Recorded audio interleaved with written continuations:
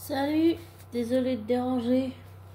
Je voulais dire que par rapport à ma critique, enfin, je sais pas si c'est vraiment une critique, mais juste pour revenir sur une certaine chose du film Les Four Steps, les quatre pas, c'est littéralement comme ça que ça se traduit en anglais. Euh, je trouve que le film est vraiment super bien fait, la mise en scène, tout. Vraiment, j'ai adoré le film. Et contrairement à ce que dit Regilla Corilla, je suis pas d'accord avec lui parce qu'il dit qu'il n'y a pas d'enjeu. Bien sûr qu'il y a un enjeu. L'enjeu, c'est Franklin, c'est tout faire pour protéger l'enfant. Et c'est le conflit autour des personnages qui se déchirent parce que Sue ne veut pas sacrifier son enfant, mais elle ne veut pas non plus sacrifier, j'allais dire, le monde dans lequel ils vivent et tous les citoyens de la ville.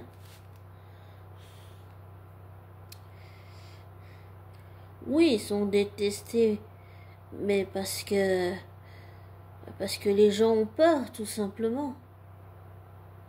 C'est vrai.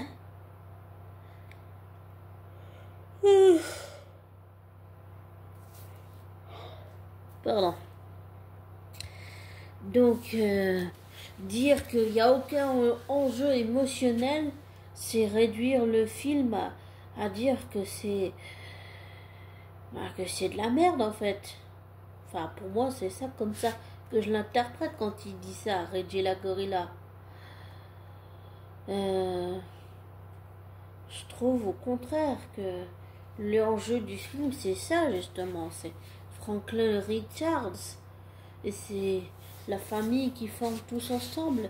Et il dit que les personnages de la Ben Grimm, la chose, c'est pas développé. Bien sûr que si, c'est développé. Je suis pas d'accord avec ça non plus. Désolé pour le bruit. Je vais faire un peu de bruit. Je suis pas d'accord quand tu dis que c'est pas développé. Oui, c'est développé. Et quand j'ai entendu le nom de Rachel, j'ai tout de suite pensé dans les comics, Rachel, c'est la petite amie de Ben Grimm, alias La Chose. Donc, oui, je trouve que c'est vraiment inspiré des comics à fond. C'est vraiment inspiré entièrement des comics. C'est vraiment un bel hommage, une belle mise en scène. Et je le redis encore, mais soi-disant les CGI étaient dégueulasses, mais j'ai même pas fait attention au CGI. J'étais tellement ni aux effets spéciaux. Émotionnellement, j'étais tellement partie loin dans le film qu'à la sortie de la séance, il m'a fallu un moment pour, comme on dit, revenir à la réalité. Et ça m'a fait la même chose avec Thunderbolts. Et là, ça vient de me faire la même chose avec les 4 Fantastiques. Et tu sens aussi le lien de Chalabal avec Johnny, la torche humaine, ou Johnny, je sais pas si on dit Storm, mais bon. Je trouve que c'était très beau, parce que d'une certaine façon, ce qui était intéressant, c'est que l'on avait le thème de l'humanité. On l'a eu avec, je dirais, entre Chalabal et comment il s'appelle, Johnny, et Suzanne, Ben Grimm, et le peuple et les gens de leur terre, quoi. Et comment, et Rachel et Sue Storm, enfin Suzanne et Reed. Ben, je trouve qu'on a eu le thème de l'humanité, il est ressorti flagrant avec Chalabal. Ça m'a fait penser à Norinrad. Peut-être qu'ils vont être réunis ces deux-là. En tout cas, on voit un peu le passé de Chalabal, on comprend pourquoi elle s'est sacrifiée, mais ce que j'ai aimé, c'est le fait qu'il lui ait fait entendre tous ces messages. C'était pas pour la déstabiliser, c'était peut-être pour la déstabiliser, mais je pense que quelque part c'était pour la faire renouer avec son humanité, et aussi le fait qu'elle était mère, et qu'elle s'est sacrifiée pour protéger sa planète, mais aussi pour protéger son enfant. Là aussi, on retrouve le thème de l'amour, la force d'une mère, et ce qu'elle est prête à faire pour protéger son enfant. Et Shalla-Bal, c'est ce qu'elle a fait. Elle s'est sacrifiée pour protéger sa fille, et pas seulement sa planète et tout, et son peuple. Elle l'a fait pour, pas seulement pour son peuple, elle l'a fait surtout pour sa fille. Et j'ai trouvé très beau le fait que Johnny l'ait fait renouer avec son humanité. C'était très beau. Et j'ai beaucoup aimé aussi le, le sacrifice de Suzanne sous Storm. C'était très beau, c'était très fort. Pour moi, ça, c'était le message caché derrière. Et l'enjeu émotionnel, pour moi, il était dedans. Il y avait tout. Il y avait absolument tout. L'iconisation, la mise en scène, les plans, tout. Pour moi, tous les personnages ont été bien développés. On voit tous chacun leur pouvoir. Mais surtout, j'ai vu la puissance de Suzanne. À quel point c'est une femme, oui, c'est une femme forte.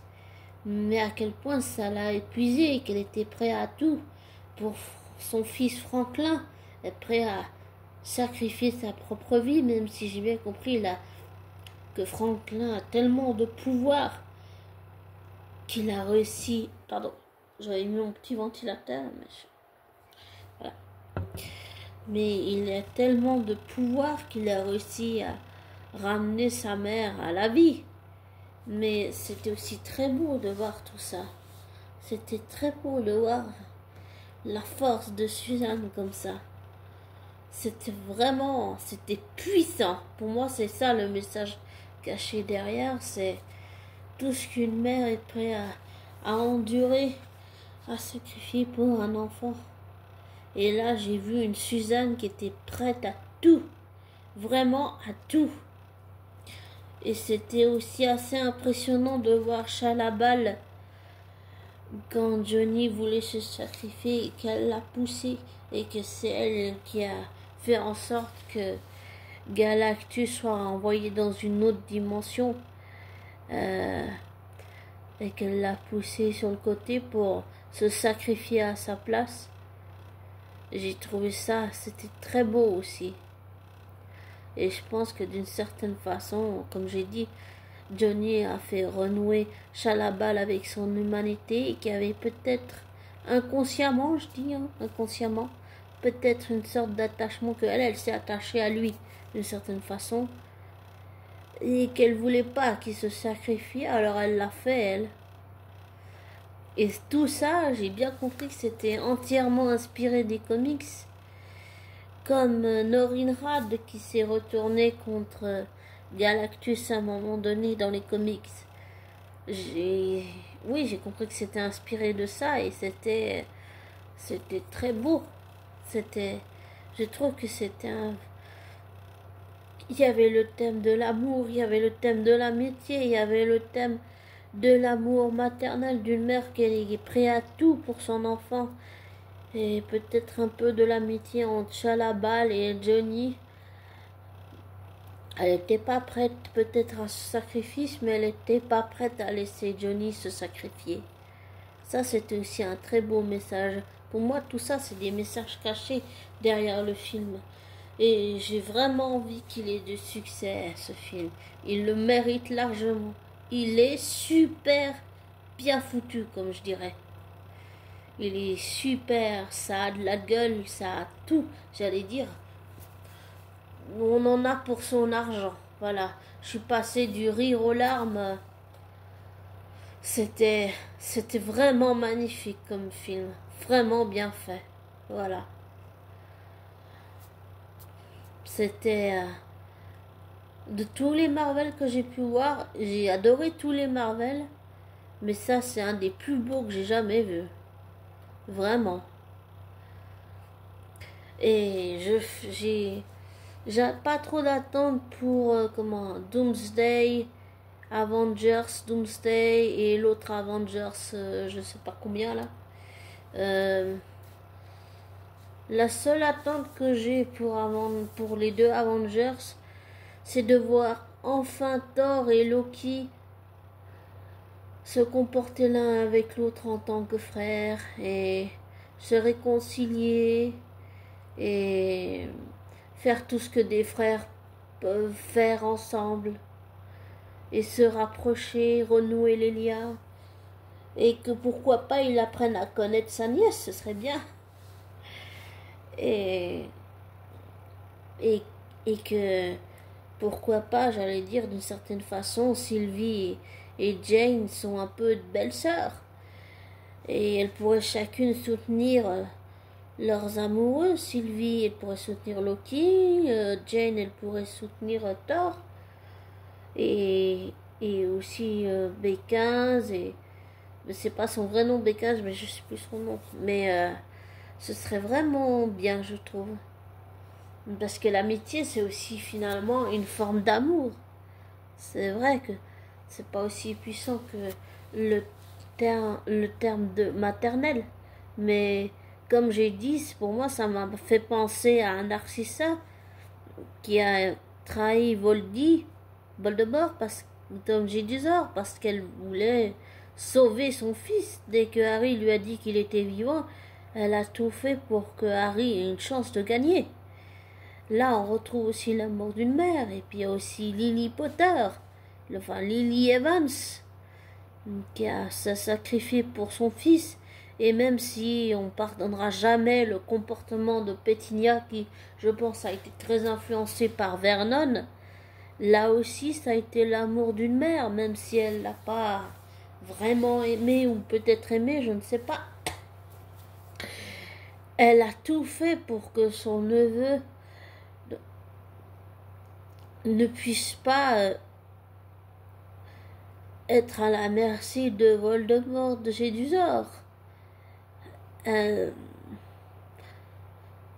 Je sais que les mères, par exemple, les hommes et femmes perverses, narcissiques, toxicomanes, nymphomanes, menteurs, manipulateurs, manipulatrices, oui, ces gens-là, il faut les écarter. Mais là, il y a aussi les vraies personnes, j'allais dire. Et là, ce que j'ai vu dans ce film, c'est ça, c'est quand on est vrai, quand on est sincère, qu'on est authentique et qu'on est prêt à tout, vraiment à tout, au point de donner sa propre vie pour protéger une autre vie. Et c'est ce que j'ai vu avec Suzanne. Et c'était vraiment profond. J'ai adoré. Parce que Suzanne, elle savait que ça pouvait la tuer. Elle a pris ce risque juste et rien que pour sauver son fils, qui lui, avec ses pouvoirs, sans se rendre compte, l'a ramené à la vie, bien sûr. Il a sauvé sa propre mère. Franklin a des grands pouvoirs, vraiment très grands. Mais ça montre que Suzanne est, parmi les 4 fantastiques, c'est la plus puissante, c'est une des plus puissantes des 4 fantastiques, et même j'allais dire, pour moi c'est une des plus puissantes de l'univers Marvel. Elle me fait un peu penser à Wanda aussi, à James Bucky Barnes, et puis à Loki évidemment, oui évidemment, et puis à Thor. Pour moi, je pense que Susan Storm, c'est quelqu'un qui a énormément souffert et qu'elle n'était pas prête à sacrifier le peuple, mais non plus à pas sacrifier son enfant. Ça m'a même presque fait penser à comment s'appelle à Marie-Antoinette quelque part, mais en mieux, vraiment en beaucoup mieux et en plus positif. J'ai adoré le film, il était vraiment super. Et c'était puissant le thème de l'amour. C'est surtout ça pour moi qui est ressorti. L'amour, tout ce qu'un parent est prêt à sacrifier. Pour, pas seulement pour le peuple, mais aussi à sacrifier pour l'enfant. Et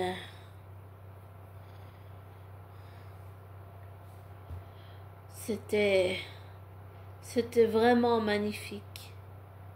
Voilà. C'est un des plus beaux Marvel et les plus puissants sur le thème de l'amour que j'ai vu. Ce que j'ai envie de voir, la seule attente que j'ai, c'est un thème sur le thème fraternel entre les frères, en Thor et Loki. C'est aussi une sorte d'amour entre ces deux-là, même s'ils se le montrent maladroitement. Donc j'ai vraiment envie de voir ça aussi dans les Avengers prochains. Donc on verra bien. Mais je te conseille ce film et après t'aimeras ou t'aimeras pas, ce sera à ton avis. Je le respecterai. Mais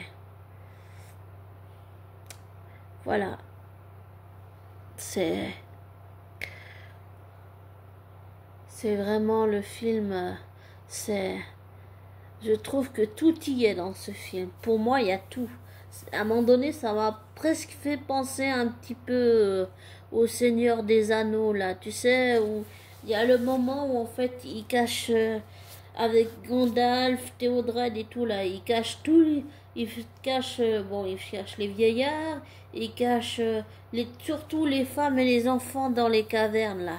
Ça m'a, à un moment donné, quand... là, tout le peuple, j'allais dire, pour moi c'est plus facile de dire de peuple que les gens, tout le peuple était caché dans le royaume de l'autre, là, je sais plus comment il s'appelle, Harvey truc, là, je sais plus comment il s'appelle, Harvey quelque chose.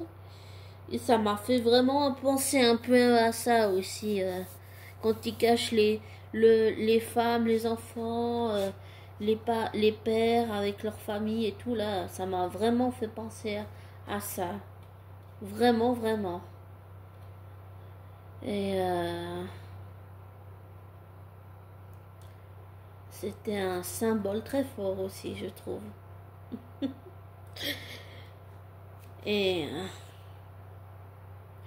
quel film, vraiment quel film. C'est magnifique.